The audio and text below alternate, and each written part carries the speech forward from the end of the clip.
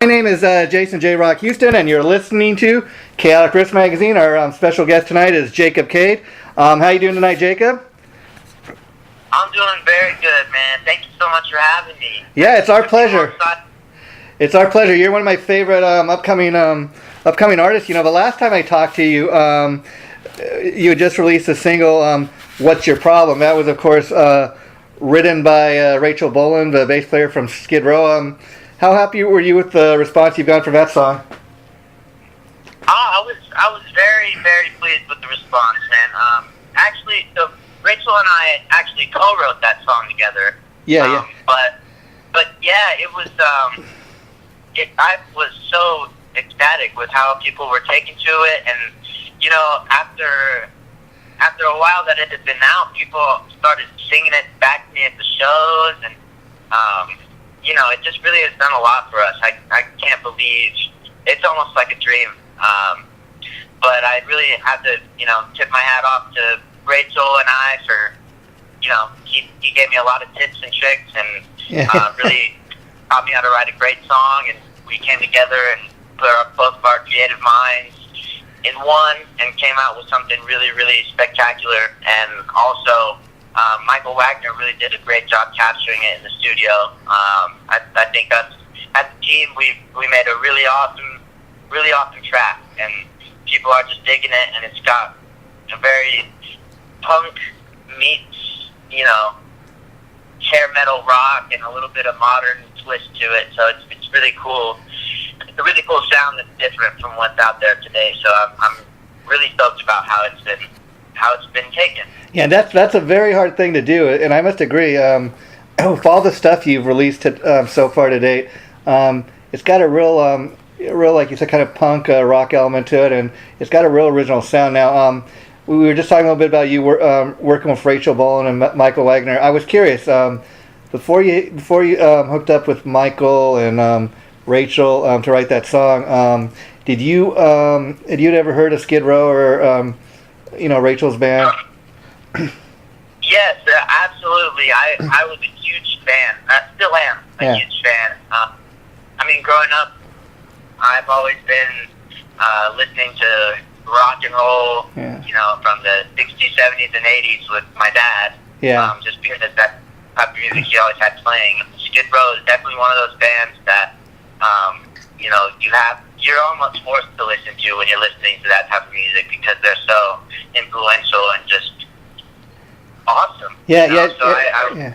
And the amazing thing about Skid Row is, you know, a lot of people, they point to, you know, the most popular albums are their first two albums, and with Sebastian Bach. And the amazing thing is, it's really Rachel's band, and he's the primary songwriter. So he's the guy that wrote all those hits. So, you know, how fortunate are you to work with a guy that's, you know, that gifted when it comes to songwriting?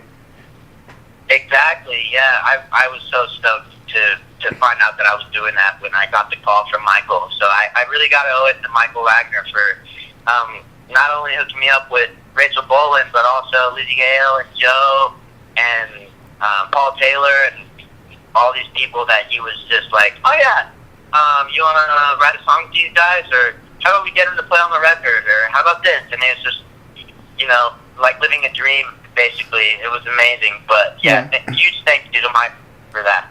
And now Michael Wagner, like, he was a big producer back in the day, you know, the 80s when I was growing up, and he and these days he doesn't produce as much as he used to, but what he does more of these days is he's very selective, I guess, more selective about who he works with, and he kind of he works with artists such as yourself, Jacob, who he can kind of help develop. And so the fact that a guy like that would want to work with you, that's, to me, speaks volumes about you know, the talent you obviously have on your own as far as a singer and playing guitar. Thank you so much, man. I appreciate that. And yeah, you're right.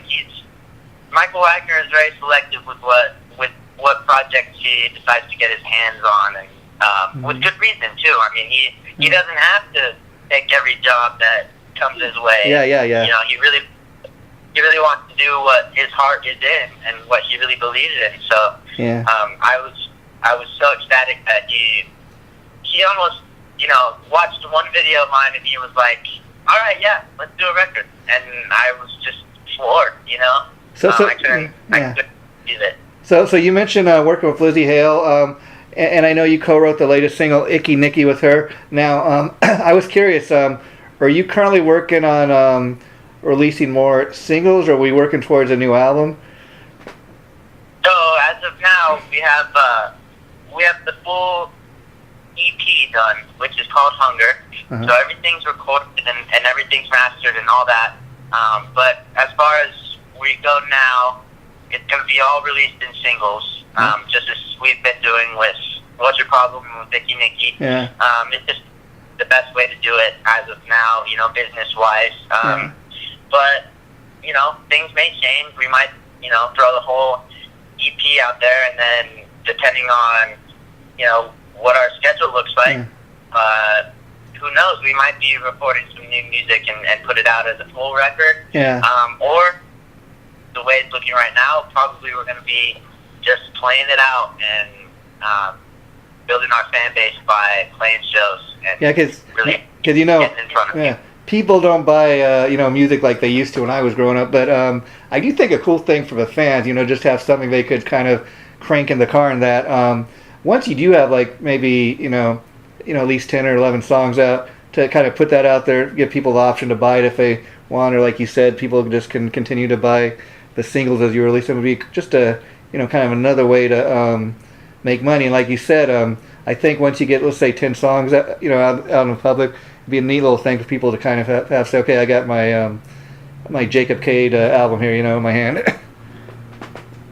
Yeah, of course, man. Yeah, and like you said, music doesn't sell as much as it does, or it does, not in the way that it used to. People don't buy records. People get songs. Yeah. And if they don't, you could have one song by one band, and the band could have 3 records out, and you've never heard any other song by that band or artist, just that one that you heard and that you want. It's very different, and it's just because people are able to do that. Music doesn't come out on vinyl records or on CDs or on tapes or anything, so you're not forced to listen to the whole thing. If you don't want. Yeah, it'd be cool to have that option. Now, talk about working with Lizzie Hale. Obviously, you said Michael Wagner hooked you up with her. Now, did you guys write that song specifically together, or did she already have it written? Talk a little bit about the process. Oh, so definitely we wrote it together. So I'll tell you how it went.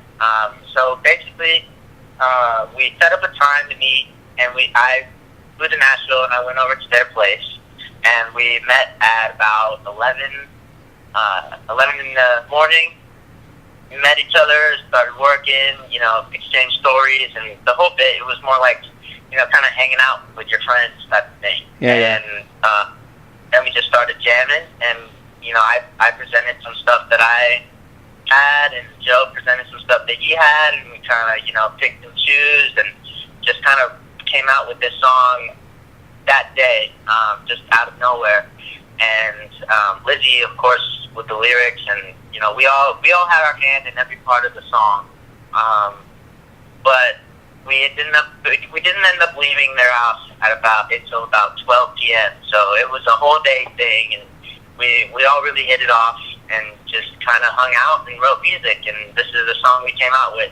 Now, did you write and record just the one track, or were there other tracks that you wrote with her? We just had time to just the one track.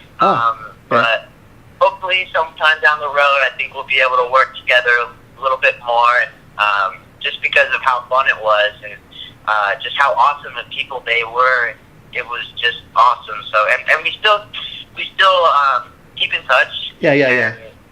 Hopefully someday, it's looking like we might go on tour with them or something here or there. But we really hit it off, like I said, and they're really cool people, and they welcomed me and my mother, who was actually there, with open arms. Just the egos were non-existent. Yeah, and she's very talented in her own right. I'm sure have heard of Tom Keeper, the singer, used to be in the band Cinderella. He put out a great solo album, and they did a great reissue of that, and she's featured on a version of a Cinderella song, "Nobody's Fool." They do a great kind of little duet of that together. If you haven't had a chance to hear, but I definitely suggest people check that out. It's very cool. Yeah, I definitely have heard that. It's incredible. Her voice is insane. Yeah, I remember hearing that for the first time, and it gave me goosebumps. I just could not believe. I couldn't believe how her voice just came out of that song, and she really made it her own. But yeah, definitely, if you haven't heard it, those of you who are listening, definitely go check it out right now. And it's amazing because that song came out originally by Cinderella back in 1980. I believe it was 1987, and it just, that new version kind of, it's an updated version obviously, but it really took it to the next level, and it's just amazing that it's always been a great song, but I think it'd be cool for people to check out the original version, but you know, that's one song that's really stood it. Now as far as Icky Nicky, I got to ask you, working with Lizzie Hale, did she write pretty much all the lyrics? Did you contribute to any of the lyrics, or did you come up with most of the guitar parts? Absolutely, I contributed to the lyrics. Yeah, you know, Lizzie and I both, and Joe as well. We all three kind of put all three of our heads together at the same time with every part of the song. As far as guitar riffs go, most of them were riffs that I come up with. Joe had, so the way it went was, Joe had these recordings of ideas that he had, you know, put together from, you know, times before, and we were listening to them, and I kind of picked out this one riff in there, and I was like, oh, hey, I have something that would go perfect with that. Hold on, give me a second. And so then I kind of struck together things, and I kind of came out with a little, with the progression and everything. And then, so Joe and I took down the progression, and he played bass on it, and I played guitar, and we put some drum tracks on it. We were just making a demo, and so they were animatronic drums. And so then, after the track was done, after we had a little progression and everything, Lizzie, Joe, and I, we, you know, got out our pencils and papers and just kind of started spitting out melodies and spitting out names of songs and spitting out lyrics and verses and everything like that. And it just kind of all came together. And there was at one point, you know, we got stuck with how the melody was going to go, and Lizzie took her notebook off to a piano and started, you know, playing around in next year in the other room while Joe and I were working on some guitar parts. And then she comes back, she's like, I got something. You know, it was much of like everyone threw out their, you know, their thoughts, threw it out, and whatever was cool, we grabbed it and put it in there. Whatever wasn't, we threw it away and listened to what else someone else had in their mind. So it was very much a group effort, but That's definitely cool. I learned a ton from Lizzie as far as writing lyrics and even singing on an album and everything like that. I couldn't even put it in a list how much I learned from them. It was insane. Yeah, and you've obviously collaborated with quite a few people. I understand you also have worked with Paul Taylor, a keyboard player and guitar player, has worked with Alice Cooper and Winger, of course. What track did you work with him on? So with him, we wrote a song called, it's got like two names to it, because we named it one thing, and then we actually ended up changing it for the record, but we named it Hole in My Heart, but there's another name that was there, that's there for it, but let's see. I'm going to go with Hole in My Heart. That's the one that's bringing to my mind right now. Okay. But it's the ballad on the record, which will come out soon. But yeah, so Paul Taylor and I got it, same type of thing. I went to his place, and we went into his little studio and just worked on he got on the keyboard, I got on my guitar, and I kind of was like, hey, I'm thinking about this, you know, check this out. And he was the same thing, and then we got a track together. It was just him and I in the studio, and then wrote down some lyrics, and I went in and we just made a demo for it, and it kind of came together just, you know, out of thin air. That was a very easy one, you know, because Paul and I really hit it off, and we both kind of knew we were going to write a ballad just because of how things were going. So, but yeah, and he also, as a matter of fact, came on the record and played some keys Wow, for us yeah, on yeah. a couple. Yeah. That's cool. That's cool because you obviously enjoy collaborating with different people, which I think that's part of the reason when you listen to the different tracks you've put out.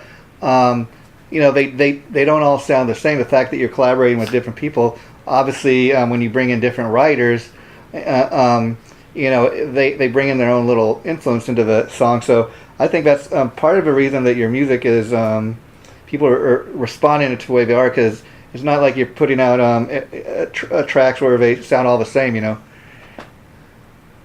definitely. I would have to agree with you. I really wanted to be very diverse with every song and give it each its own personality and whatnot. Which, I mean, honestly, when you're collaborating with other people and not writing songs just by yourself, it kind of lends itself to having its own life like that, because once you start adding different creative minds and different energies into the room, things have a way of working out very, very differently from when you're just writing by yourself, Yeah, I mean, I think it's cool that you collaborate with these different people. Do you think that's something you will continue to do? I mean, you ever think we'll see a day where you'll put out like an album where everything's written specifically by you and your band? Because again, I think it keeps it that much more fun, for you as an artist as well, to go in there and maybe get a chance to write a song or record with some of the musicians that you're a fan of. That's got to be a cool feeling. Oh yeah, it's definitely an amazing feeling, and I think I want to continue it. But yeah, I mean, and I also did write. There's a few songs on the record that I wrote by myself as well, and I have one other record called The Prince of Rock and Roll that I also wrote completely by myself as well. So, I find joy in both ways, in both routes, but as far as collaborating in the future, I definitely will, because that's how you learn and that's how you become a better musician, is by learning from those around you and those that have maybe achieved more than you, or know more than you, or just have tried something different than you, and just that's how you branch out and become better. So I think I'll definitely continue to do that. And if you don't mind me, Jacob, asking, because you're quite young, correct me, you're like 18 or 19, is that correct? I'm 19, yes. Okay, that's what I thought. Because the reason I ask is since the last time we talked, I had a chance to do a little more research on you, and I came across this. I forget what the name of it. It was a little documentary you did kind of about on your life, and we were mentioning it talked a little bit about your musical career, obviously, the fact that you're also kind of about your school. I seen you talking about your school and playing soccer. So you got a lot of things that you're quite busy with, huh? Yeah, definitely. I remember the video that you're talking about, actually. But yeah, definitely always been one of those things where how do I balance all this? And it's kind of hard, going for a music career, and then also trying to be in high school and everything, and do the sports and do the school and still stay on top of it and whatnot. But as far as I'm doing it now, I graduated from high school. Yeah, since then, sure. And so you're kind of doing this more full time. What's that been like? Oh, I'm sorry? No, I was saying, so like you were saying, you have since that time graduated from high school, you're kind of doing this full time now. So what's that process been like? Going from being high school student to now you're all grown up, you're out of school, and you're kind of following your dream. It's amazing, man. It's like you said, it's my dream, so I'm working towards it, and I love being a full-time musician. It's definitely what I'm meant to do. It's where I believe my life is meant to be. So it's definitely, I'm living my own dream, basically, just working towards escalating it higher and higher. But it's amazing. I couldn't be more happy with where I am right now. Yeah, have you had a chance to tour much? I know you probably play live from time to time, but is the plan maybe now that you're getting a lot more hits on YouTube and that you'll do more touring? Yeah, definitely. I did a East Coast run not too long ago. It was over December, I believe. So I went all through the East Coast. We went from started in Pittsburgh, went all the way up to Niagara Falls, and then came all the way back down.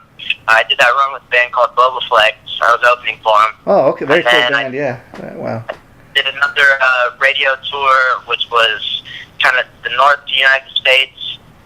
Started in Washington, went all the way over to Chicago, which was quite the little tour that we did, but it was amazing. And actually, just got offered a tour, which I leave on Monday, which is going to be like a week-long tour called the Planet Acts Tour, and it's going to be 4 days, which I start in Cedar Rapids, and I believe I go all the way over to Chicago again. So, but yeah, definitely touring is. And that's cool. Do you know who other bands on the bill there that you just mentioned? I do know that Ryan Roxy, the guitar player for Alice Cooper, is going to be on there. Oh, cool. Yeah. It was a very last minute kind of thrown together thing, so I'm not really sure. I have to check out the flyer. I guess people can check that out. But yeah, Ryan Roxy, man, he's another guy you might want to consider reaching out to him, because he's a great songwriter, guitar player. Besides working with Alice Cooper, he used to play in Slash's band Snake Pit, and that's another guy that's he's really under the radar, but he's hugely talented when it comes to guitar playing and writing songs. Oh yeah, definitely, man. Yeah, I'm super excited to get to hang with them and play on the same bill. Yeah, it's gonna be amazing. I cannot wait. Now let me ask you, like we were talking about the documentary I saw based on when you were in high school and that, and dealing with your rising musical career. It also mentioned that your dad plays bass in your band. Now, obviously, growing up having a dad that's a musician, that must have been a huge influence on you. Oh yes, absolutely, man. I mean, I gotta owe a lot of this to my dad, because I really wouldn't be as interested in music and as interested in the guitar if he hadn't had them around me all my life. He never shoved it down my throat. It was just kind of there, and I just gravitated toward That was going to be my next question, which is, did Dad kind of push you into it, or was it more of you kind of seen him do live shows and do what he did, and you kind of like, I want to do that? No, it was definitely just me. I just kind of gravitated towards it, like I said. Wow. It was around. Yeah. I remember putting in "Song Remains the Same" by Led Zeppelin, just because it had a guitar on it, and I wanted to watch it. The first time I saw Jimmy Page, I was like, "This is the coolest thing I've ever seen." And then turned to my dad and said, "Can you teach me how to do this?" And he taught me a couple chords, and after that, I kind of took it upon myself to learn everything that I could, and as fast as I could, because I couldn't wait. I just wanted to be Jimmy Page, man. I can understand that. And it's amazing that I'm talking to a guy that's 19 years old. So when Led Zeppelin was still around, going strong, you weren't even alive. So that just goes to show you some iconic bands, how timeless some music is. It's a lot like I when I was growing up, I listened to a lot of bands, that came before me, and it's just amazing. Bands from a certain time, their music is timeless, and even though you're 19 years old, the fact that you can be a guy that gets into Led Zeppelin, that speaks about how great those songs were. Absolutely, man. I couldn't agree more.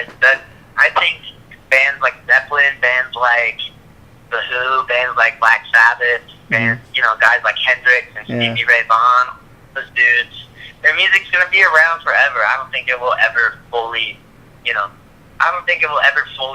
leave the ears of people on this earth. Yeah.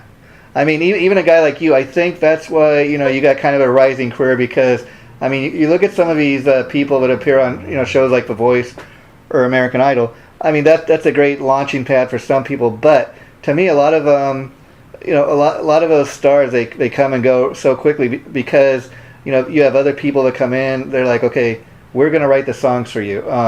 Whereas a guy like you, you might collaborate with other people, but you're still involved with the songwriting. You're still it's still a huge part of making the decision instead of having other people come in. And because when you have other people come in and write the songs and you're just kind of the voice that does the singing, it's not really coming from the heart, if you know what I mean. Absolutely, I know what you mean. Yeah, definitely. And I really can't imagine playing songs under my name that I didn't have a part in writing. I just really couldn't imagine that. So it's just, it's partly me wanting to be a songwriter, and it's partly me, just having a moral understanding of myself. And it's like, if I'm going to play something and call it my own and put my name on, I better have something to do with the creation of it. It's just, that's me. And I love to write songs, and if they're going to put my name on it, I want it to be mine in some way or another. So, Now, would you like we're talking about, you collaborate with great songwriters, and you're a great you're a great gifted musician in your own right. But would you ever have a desire to ever record a cover tune, or would you rather stick to just doing originals? Oh no, absolutely. I'm always thinking of songs that I would like to do a cover of in the studio. I've actually done it before on one of my past records. Oh, okay. We did a song called Earth Angel. Oh, okay, I've heard that from back in the day, yeah. Wow, and that's like an old R&B tune. Yeah, absolutely. We actually do it live in the set now, and it's just, I was really into Queen at the time, so I wanted to take that song and really do kind of a Queen vibe with, as far as harmonies and big walls of guitar harmonies and everything really like that. Kind of really rock it up, because, like I said, the original version is from an old R&B group, but it's I imagine I'm gonna have to check that out, because I imagine you really rocked it up. I bet. Yes, definitely check it out. I would be delighted, man. Thank you. Yeah, it's people take to it really well.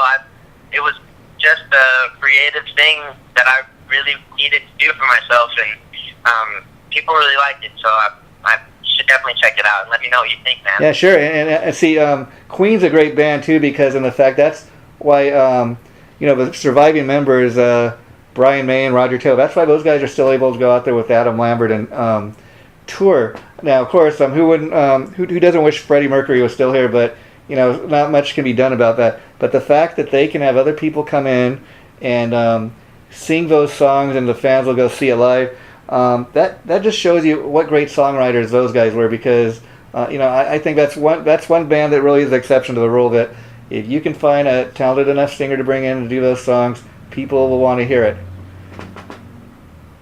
Yeah, no, absolutely, man. Absolutely, I agree with you. Awesome. And now, getting back to your latest single, Icky Nicky, to me too, I was trying to think of, what does this sound like? And like I said, it's got quite an original sound, but it also got like a bit of a Green vibe to me. Maybe that's because, it's got a punky attitude. But the press release your publicist sent me, it was also mentioning that the song was written about a toxic girl. Now, I was curious, was this written about any specific girl that you've encountered in life, or is this kind of just a fictional character? No, it's definitely a fictional character, man. I mean, I took from experiences that I've had before and everything like that. Yeah. But no, not anyone specific. Actually, the name Nikki, if you can see the way it's spelled, I'm very into Prince, and the song "Darling Nikki" is one of my favorites of all. Makes sense. So makes sense. I kind of wanted to pay homage to the man. Oh, okay, that's cool. So, now let me ask you, how old were you when you first picked up the guitar? I was 8 years old when I first picked it up and said, "This is what I want to do with my life." Yeah, and how long did it take you to kind of get to the point where you thought that, okay, I can, I'm able to play this, and do you remember what the first song was you learned to play on the guitar? Yeah, it was actually "Rock and Roll" by Led Zeppelin. Wow, I love that's a great tune. I always love that tune. Now, I was curious. Did you take lessons growing up? Was your dad involved with teaching you, or did you take lessons from somebody else? No lessons, man. I attempted to take one, and it really didn't work out. So I just went back to teaching myself. And like I said, my dad taught me a couple chords, and then after that, I took it upon myself to just learn everything I could by watching Jimmy Page's fingers or listening to the tracks and just figuring it out myself. So did you kind of learn to play by ear like a lot of people, or did you watch videos? Yeah, no, I played all by ear. That's cool. That's how I try. I tried to do every song I learned and everything that I wanted to play, all just by listening to it. Just because that made more sense to me than watching or learning how to read it. You know. Yeah, reading it works for me. Yeah, I mean, people would be amazed. I mean, you take a guy like Eddie Van Halen, okay, legendary guitar player. I mean, nobody argue about what that guy can do, but he cannot read a lick of music. That's the amazing thing, and I think that's part of the reason he plays the way he does. Kind of like what you're telling me about how you taught yourself. I think that's part of the reason, obviously, that there's kind of a punk element to a lot of the stuff you do, because guys like you and Eddie, you guys are playing more from the heart. I mean, and then you got other players that they play more technically precise, where every note is just perfect, and there's a talent and something to be said for that. But I think guys that kind of play a little more off the cuff, like what you do, Jacob, you know, it's stuff that comes more from the heart. That's why there's a little more of a punk or rock element even to what somebody like you does, because you're not kind of thinking about, I need to be technically precise. It's just like, it's got a great rock feel. I'm going to go with this, and I think that's why your stuff sounds the way it does, and why people are reacting to it, because it's stuff is you're just kind of playing from the heart. That's interesting to hear you say that, man. Yeah, I definitely can agree with you for the most part on that. Yeah, it's definitely everything about my music is all about the feel and what it sounds like to me and what I want it to sound like. It's never about, does this make sense in music? It's not about making sense. It's just about how it feels and what it sounds like to me and what I want it to sound like. And it's really all organic in that way. And that's what I admire most about musicians, that I'm a fan of. I love it when musicians just say, I just did this because it felt good. Yeah. That's just how it happens, and that's really an organic thing. And being organic in music is definitely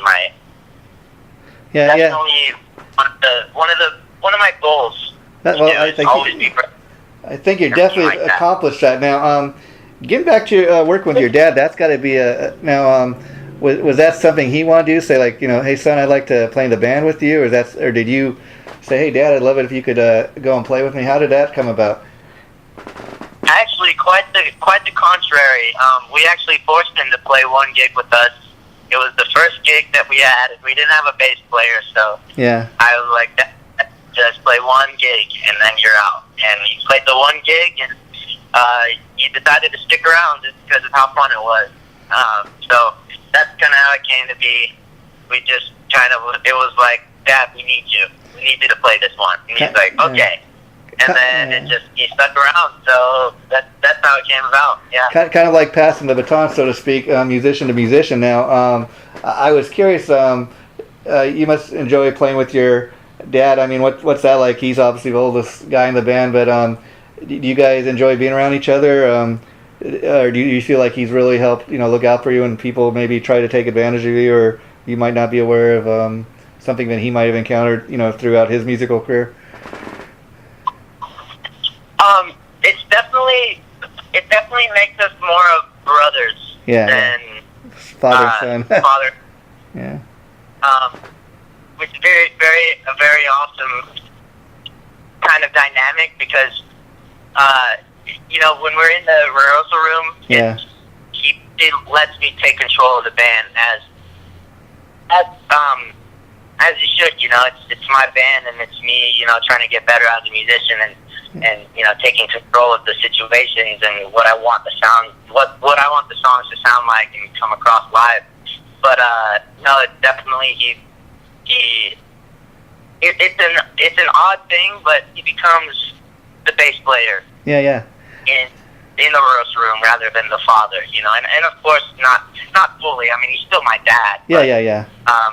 definitely the dynamic changes from father-son to, guitar player, leader of the band, to bass player. It's very, very cool. It's awesome. And but it brought us close. Yeah, I would imagine. And the kind of interesting thing about that is it's cool that he knows not to be a typical stage dad. Like, okay, look, if you want to do this, you're going to do things my way. I'm going to run. I love the fact that like you said, he comes and he plays the bass, but he knows that this is Jacob's band. The spotlight's on him. I don't want to take anything away from. I dig the fact that he knows to do that. Oh yeah, definitely. Yeah, it's hopefully we play near you sometime, so you could actually come see us play, and I can get Dad to play that show. So that'd be cool. I'm in the Los Angeles area, so definitely if I ever hear you guys playing there, I'll come and check it out. But now, let me ask you now. You definitely have had fun working with Michael Wagner. Is he become kind of your go-to producer guy, or would you, do you think you'd ever want to work with somebody else, or are you pretty happy continuing to work with Michael? Oh man, working with Michael was the best. Actually, I couldn't tell you at this point, but from what it's looking like, I would love to work with him again for the next record, definitely. Oh, that'd be great. And sometimes a lot of bands, a lot of legendary bands, they work with just one producer. They kind of like you said, develop a great relationship. They develop kind of a sound together, and you can really see when bands change producers. But there's a drastic, change in the sound. I mean, you take a producer like Bob Ezrin, work with Kiss and Alice Cooper. He's not just a great producer; he's a songwriter, very much like Michael Wagner, a musician. If you listen to, he produced like also The Wall by Pink Floyd, and if you listen to anything he's produced, it sounds amazing. Yeah, no, absolutely. I agree, man. Producers definitely make a big deal in any type of recording situation. I mean, it definitely changes, and it makes a big difference to the sonic part of it, also the songwriting. Because producers do have quite a bit of grab on what's going on with the way the songs come out and the way they sound and the way they're written. So I definitely agree, but I'm still young, and so it would be fantastic to branch out to. But I love Michael, and I would love to do another record with him. And would you ever have any interest in maybe one day co-producing? Is that something you'd want to do? Or you'd rather always work with an outside producer?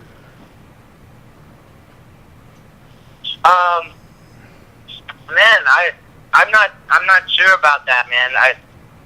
What do you mean by sometimes musicians, like it'll say produced by, for example, maybe like Michael Wagner and Jacob Cade. It's your music, so you go in and you say I want to produce some of the tracks. Or would you rather stick with working with a guy Michael, like you said, he just knows what he's doing, and let's leave it to him because he's a professional? Or would you ever have any interest in producing your own music like some musicians do?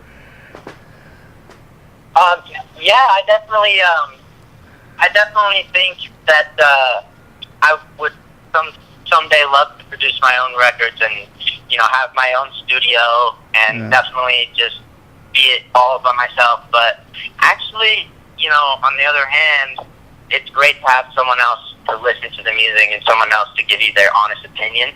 That's what I loved about Michael so much, is that if you didn't like something, he let you know, and if something wasn't working, he let you know. And of course, you're the artist, and you have complete control over what goes in your songs and everything. But it's good to have that other side of things, that other person that gives you their non-biased, completely honest opinion. That's what musicians need, actually. I totally agree. And let me ask you, going back to when you first met Michael and started working with him, what was it like the very first time you kind of got that, what you'd call maybe, helpful criticism, where like he told you maybe, I think it's a great song, but we need to work on a little more. I mean, was that hard for you to hear, or were you kind of just well, hey, this guy, he's a professional, he's been doing it for years, so I should listen to what he's telling me? No, it was absolutely the second one that you just said. He's a professional. He knows what he's doing, so I'm gonna trust him. and that was a big thing in my young mind to kind of get by. But you know, it's also okay. Let's just use this as a learning experience. You know, so the next time I know, and that next time I'm better, and I don't need as much criticism. But you know, everyone needs, no matter how big you are, no matter how professional you are, everyone needs that criticism in their work, and everyone needs to know if something's not going right or if something needs to be changed. So I really took everything that he said not as a bad thing. I took everything as, you know, okay, this is a learning experience. He's trying to help me get better. That's a great. His name's on. Yeah, that's a great attitude. Yeah, that's a great attitude to have. You know, because like you said, his name's on it too. So he wants to turn out a quality product. You know. Now I was curious. You know, I saw that great documentary on YouTube about your life so far, and I was curious. Besides music, do you have any interest in acting, or would you ever be interested in kind of like putting together like kind of a behind the scenes documentary, or maybe even put out a DVD for your fans one day? Absolutely, yes. I have very big interest in everything you just said. Yeah, I could see that. I could see you branching out to those other fields, you know. Yeah, definitely. It's always been a talk between my family and I and my friends. You know, and especially because I admire guys like Justin Timberlake, who, you know, do everything, and that's definitely what I'm very interested in. And I'm also into fashion, very much so. Wow, cool. So I do something in that area too. And you know, I actually love coffee and coffee shops. Wow, so wow. It's also a dream of mine to have my own one of those. And but you know, I have very aspirations. Yeah. Well, keep the dreams alive, because you know, like you said, you're still relatively young, and you can do it. But you know, just to throw some ideas at you, fact that you love coffee, you know, a cool thing I could see a guy like you doing is like playing coffee shops. Maybe I know sometimes at various Starbucks they have where people come in and perform. I mean, I think you'd be the perfect guy for something, you know, like that. Yeah, absolutely. That's a great idea, man. I actually have thought about that, and you know, it's a great way to kind of get that intimate vibe. Exactly. Fans, you know. It'd be a little something different than the typical live show, but I think people could really get into something like that, and it'd be a fun thing, you know, for you to do. Yeah, absolutely. That's something that I thought about and actually want to do. Absolutely. And now I got to ask you before we wrap this up, Jacob. One thing I think is really cool now, when you go in and record these singles and that, like you did with Icky Nicky, for example, with Lizzie Hale and Joe, you have different people play on the tracks, and then you have a different group of people that you play with live. Now, obviously, we mentioned Dad plays with you a lot of times, but who are the other guys in your band, and how did you initially hook up with them, as far as the guys that play live?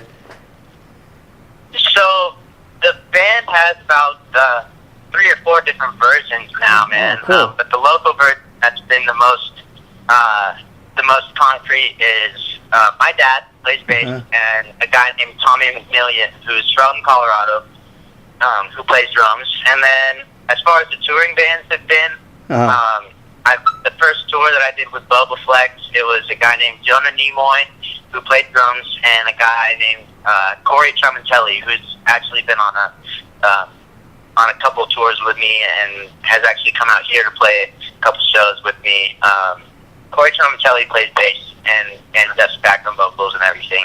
As far as this next tour coming up, I have 2 new guys that are going to be playing with me, so it's going to be a whole new band. Oh, cool. So it's always changing. But as far as, you know, static members, Dad and Tommy McMillian have been the most static. And that's why a lot of bands are these days, because, you know, people don't necessarily live in the same area. But is that something that you kind of enjoy, playing with different players? I mean, because then you don't necessarily have to worry about people getting their egos out of control or anything like that. I think it's you know, but talk a little bit about like the fact that you have different band members coming and going. So like when each time you get ready to go do a tour or something, do you have to like go into rehearsal mode to make sure that everybody knows how to play these songs, you know, for when they go live? Yeah, Yeah, man. To answer your question, I love it. You know, I love always having a different environment and always, you know, being able to play with people who have different tendencies and can do different things and stuff like that. But honestly, if I can find two guys that will go everywhere with me and keep my band concrete, I would love that. So I'm still searching because, you know, I love, you know, Guns N' Roses, and I love Led Zeppelin. I love ZZ Top most of all. And they all had, you know, guys that were in the band concrete, and I think that's what makes you tighter, and that's what brings you together, more of a brotherhood type of thing, and that's really what I want as far as a band is concerned. Wow. Again, now let me ask you, you know, I'm talking to a guy who's 19 years old and great, huge musical talent in his own right, but again, I was curious, because of your age, did you discover Iggy Pop's music on your own, or is that something your dad or somebody else introduced you to? I'm sorry, did you say Iggy Pop? Yeah, you mentioned Iggy Pop, but I was just curious, is Iggy Pop... no, I meant ZZ Top, I think is what you heard. Oh, I'm sorry. Okay, ZZ Top. I don't know. I thought you said Iggy Pop, but yeah, ZZ Top. They're another great band, and very much like AC/DC. A lot of their stuff is just simple 3-chord stuff, but it's amazing. You know what they've been able to do with those 3 chords. Yeah, definitely.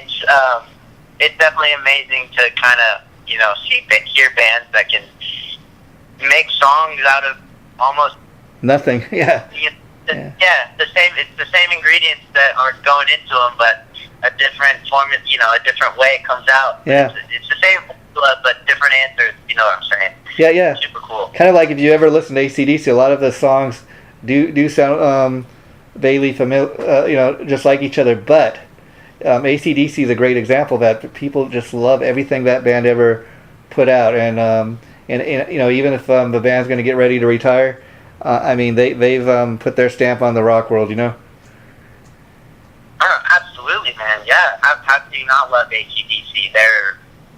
They're quite arguably one of the kings of the rock and roll world, man. No doubt. And I got to thank you, Jacob, once taking time to talk to me of your busy schedule. We really have had fun getting to know you. Please, anytime you have anything to promote, feel free to reach out to me, like I said. And before we do wrap this up, is there anything else you'd like to say to all your fans out there? Yeah, man, absolutely.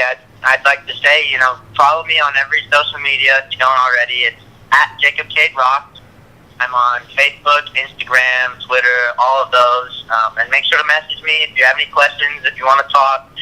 Message me about my music and tell me what you think about it. And definitely keep track of where we are. We could be coming to a city right near you and come out and see the shows. And definitely let me know if you're coming to the show and come say hi. Definitely. I love that. I love talking to the fans, getting to know you. And, you know, if you want to get to know me, I would love to get to know you. Okay, and also there's you go to giftfromjacob.com. That's giftfromjacob.com. You can get a free download of What's Your Problem. So definitely go and you just put in that website. Just tell me where to send it, and you'll get a free download of it. How cool is that? Well, I love that, giving something a little extra back to the fans. Now, before we go, Jacob, I just want to let you know this interview probably go up in the next 3 to 4 weeks. I did say it's definitely by early August, and I'll let Chip know once it gets posted, and at that point you're more than welcome to post it on any of your sites. But I just want to ask you one more time, is it all right as far as getting like photos off your Facebook page to kind of post along with the interview? Is that okay with you? Yes, absolutely. Please do. That would be awesome.